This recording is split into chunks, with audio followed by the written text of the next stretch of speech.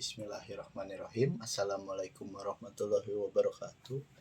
Sebelumnya perkenalkan, nama saya Erlanda Syafa Prasana dengan NIM 12270101016. Pada kesempatan kali ini saya akan membahas salah satu tugas praktek ibadah, yaitu sholat berjamaah gitu ya. Di sini itu sebagai umat muslim kita itu dianjurkan untuk melaksanakan sholat berjamaah dikarenakan sholat berjamaah memiliki banyak keutamaan, diantaranya mendapatkan pahala yang lebih besar dibandingkan dengan sholat sendirian. Sholat jamaah adalah sholat yang dilakukan bersama-sama, biasanya di masjid atau tempat ibadah lainnya, dengan imam yang memimpin dan makmum yang mengikuti. Dalam pelaksanaan ada beberapa hal yang perlu kita perhatikan agar sholat berjamaah kita sah dan sempurna. Jadi mari kita bahas lebih detail tentang tata cara, rukun, dan sunnah-sunnah dalam sholat berjamaah. Yang pertama ada tata cara sholat berjamaah terlebih dahulu. Tata cara sholat berjamaah sebenarnya tidak terlalu jauh berbeda dengan sholat individu atau sholat sendiri, namun ada beberapa hal yang perlu diperhatikan. Yang pertama, persiapan sebelum sholat.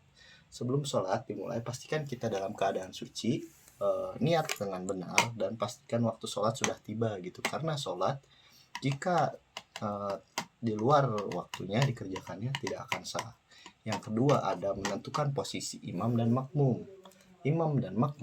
Imam adalah orang yang memimpin sholat secara jamaah dan ia harus berada di depan makmum.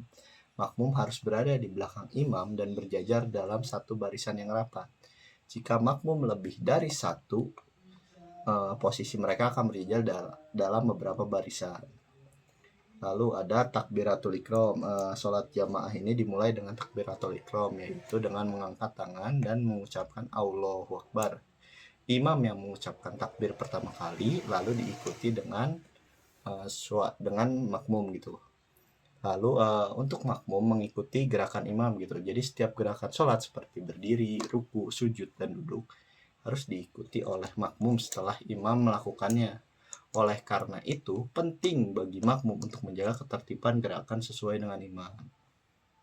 Lalu yang kelima ada menyelesaikan sholat jamaah gitu.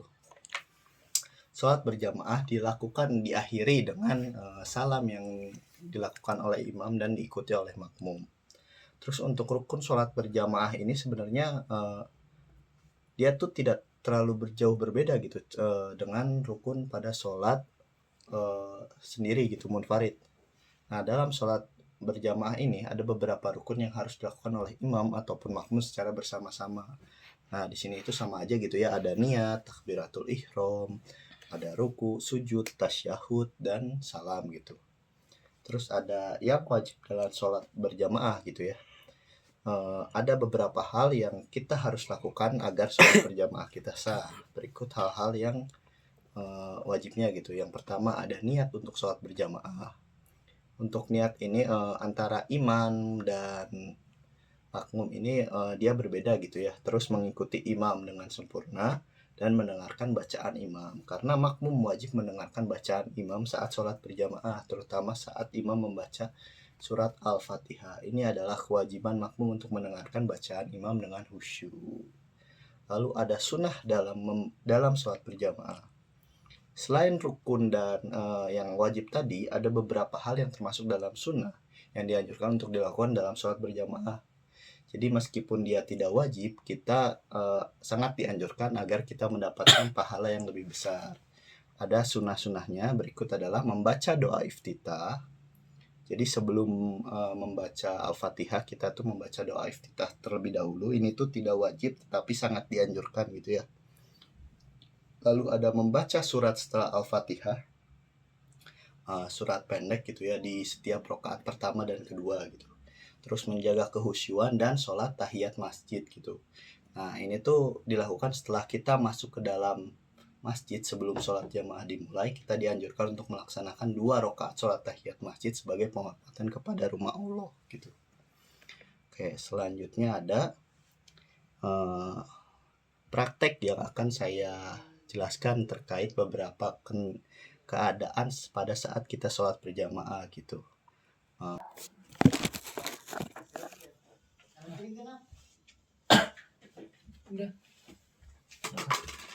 Udah kan? Oke, untuk pertama ini untuk sholat berjamaah kita itu harus niat dulu gitu ya. Niatnya itu kan jelas berbeda gitu antara imam sama makmum gitu. Yang pertama itu kalau misalnya imam gitu. Kalau imam itu ditambahkan imaman, sedangkan untuk makmum ditambahkan makmuman gitu. Misal kita contohkan sholat maghrib gitu ya, niatnya itu usolli fardo maghribin salasa rokatainin mustaqbilal kiblati adaan imaman lillahi ta'ala. Sedangkan kalau misalnya makmum sama aja gitu ya, usolli fardo maghribi salasa rokatainin mustaqbilal kiblati adaan makmuman lillahi ta'ala. Oke. Terus untuk kalau misalnya kita ingin sebelum sholat berjamaah gitu, kalau misalnya makmum takbiratul ikram gitu ya, bisa mengucapkan takbir gitu, dia itu harus diikuti oleh imam gitu. Misal Allahu Akbar. Nah, seperti itu ya kalau misalnya ini. Terus ada keadaan-keadaan untuk apa namanya? Berbagai keadaan gitu untuk sholat berjamaah gitu. Misal untuk sholat berjamaah misal dengan hanya 2 orang gitu. Untuk makmum ini berdiri sedikit lebih depan dibandingkan makmumnya gitu. Nah, sedangkan kalau misalnya ada makmum baru gitu misal, ini kan baru 2 nih. Kalau misalnya tiba-tiba ada orang baru, nah itu tuh ada 2 kondisi nih. Kita itu bisa maju ke depan sebagai imam gitu. Dan untuk makmum itu kita bakal berdiri sejajar dengan makmum yang baru tadi gitu. Sedangkan kalau misalnya untuk kondisi kedua gitu, untuk kita imam itu kita tetap berdiri di sini, sedangkan untuk makmum yang mundur gitu. Jadi makmum itu makmum yang lama akan sejajar dengan makmum yang baru gitu. Terus untuk penjelasan selanjutnya itu jikalau untuk saf itu harus dirapatkan gitu ya untuk sholat berjamaah itu. Terus ada juga jikalau ada saf baru yang kosong gitu, makmum yang baru itu harus wajib untuk mengisinya terlebih dahulu gitu. Sekian penjelasan dari saya. Mohon maaf apabila banyak salah kata atau dalam penjelasan karena saya juga masih belajar gitu ya. Assalamualaikum warahmatullahi wabarakatuh.